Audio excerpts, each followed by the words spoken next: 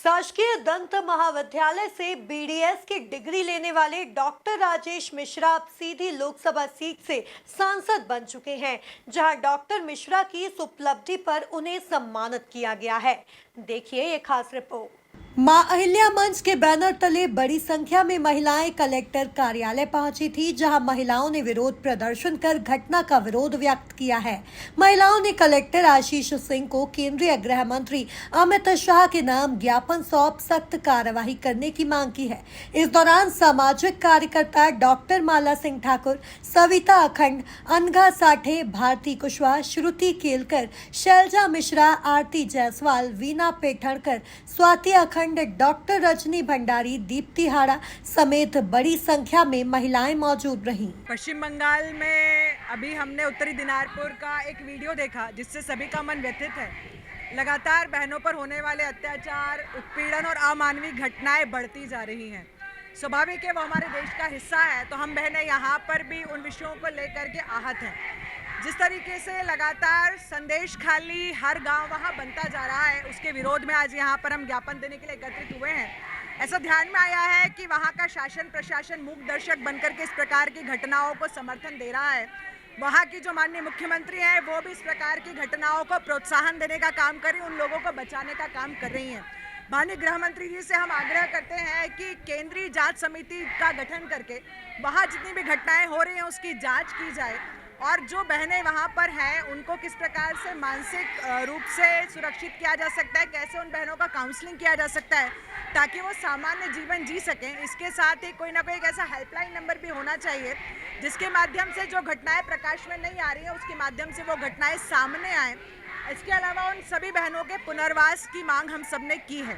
जैसी घटना अभी हम सबके सामने आई है उस वीडियो में स्पष्ट कहा गया है कि त्वरित निर्णय होगा और शरिया कानून के अंदर ऐसा ही होता है। तो हमारा ये भी एक विषय है कि हम जिस देश में रहते हैं वो लोकतांत्रिक देश है।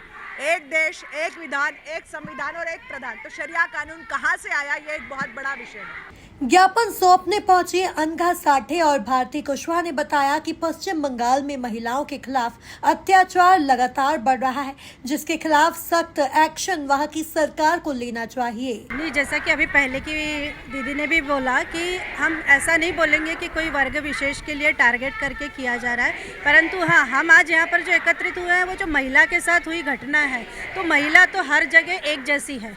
वो उसके लिए हम भारत में कहते हैं कि नारी तू नारायणी, हम उसको नारायणी के भाव से देखते हैं। तो उस भाव से देखने वाला जो भारत है, उस भारत में भी इस तरह की घटना होती है तो उसका विरोध तो बनता ही है, और इसलिए हम लोग सब उसके विरोध में ही आज यहाँ पर खड़े। वो यहाँ इंदौर में क्या या संदेश खाली जैसी पश्चिम बंगाल में क्या, कहीं पर भी इस प्रकार की घटना नहीं होनी चाहिए किसी भी महिला के साथ या किसी भी व्यक्ति के साथ। यह अमानवीय घटना है और इसी के विरोध के लिए हम आज यहाँ पर हैं। हम लोग, जैसा कि अभी दोनों दीदियों ने बताया कि हम वसुदेव कुटुंबकम वाले लोग हैं।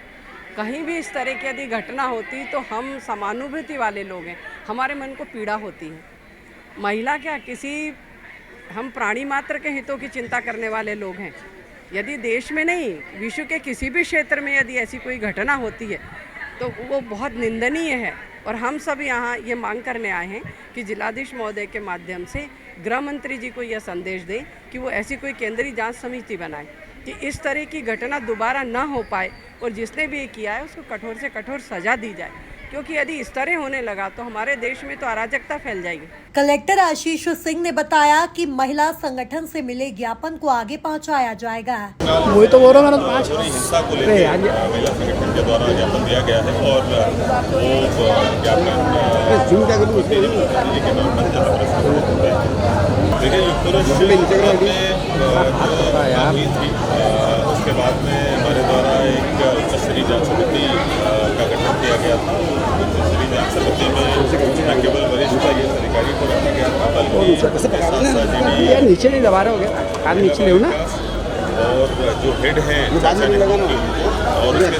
सुनो भैया, जो पीडियाट्रिक एसोसिएशन उनको भी रखा, नीचे दबा यार, बस पारदर्शिता के साथ में सामने आ कर सकते हैं।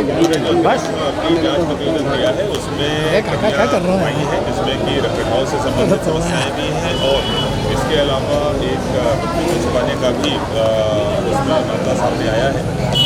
तो निश्चित रूप से गंभीर झूठ है और इसी के आधार पर 105 नोटिस जारी किया गया है 3 दिनों का और कुछ जवाब प्राप्त होने के बाद आगे की कार्रवाई करी जाएगी। क्या करूँ, इस पूरा चेहरे पर डाल दिया उन्होंने।